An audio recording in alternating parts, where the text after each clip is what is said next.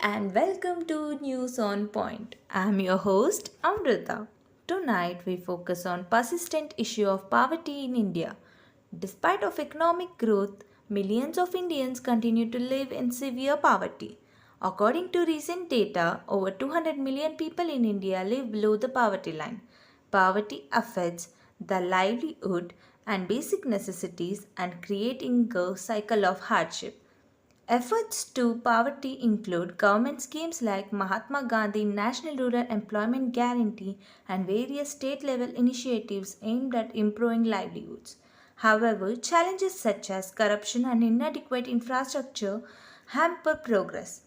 The government aims to reduce poverty significantly through sustainable developmental goals, but the road ahead is long and requires collective efforts.